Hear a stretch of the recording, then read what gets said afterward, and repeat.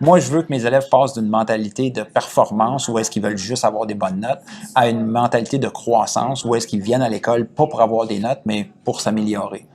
C'est ça, il y a toujours de la place pour la croissance, puis c'est vraiment ça que je veux pousser mes élèves à avoir, la mentalité de croissance. Parce que c'est un terme qui a été un petit peu utilisé à toutes les sauces, la mentalité de croissance, mais Comment toi tu la je pense qu'il faut vois? les mettre dans un environnement pour qu'ils puissent avoir la chance d'avoir cette mentalité-là. Parce que si on les garde, si on stéréotype, admettons, on les garde en randonnion, puis on a un enseignement magistral, puis on écrit les notes de cours, puis l'élève nous écoute parler pendant 60 minutes, puis il doit régurgiter les notes de cours à l'examen, puis après ça, on lui demande d'avoir une mentalité de croissance.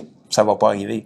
Donc, il faut le mettre dans un environnement où est-ce que cette mentalité va pouvoir se développer. Et là, ils doivent me prouver leur croissance. Au lieu que ce soit moi qui essaie de deviner puis de déceler à travers les travaux, je leur demande de me le prouver.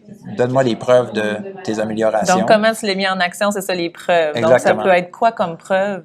Ça peut être aussi simple que de corriger des choses dans un texte, parce que moi, j'enseigne les langues. Donc, je leur disais, dans ton texte, tu mets en vert ce que tu as rajouté, tu mets en rouge ce que tu as effacé. Okay.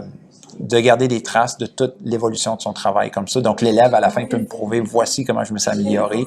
Puis aussi, encore des choses que je comprends pas, voici avec quoi j'ai encore de la misère, puis je me fixe des objectifs pour le prochain semestre, la prochaine étape. Si c'est le prof qui a tout le processus d'évaluation de ses mains, on rend pas service à l'élève, parce qu'un jour, lorsqu'il va être sorti de l'école, l'élève va, peu importe son emploi, il va devoir apprendre à s'auto-évaluer puis à voir où est-ce qu'il se situe. Donc, faut qu'on lui donne la chance de le faire à l'école.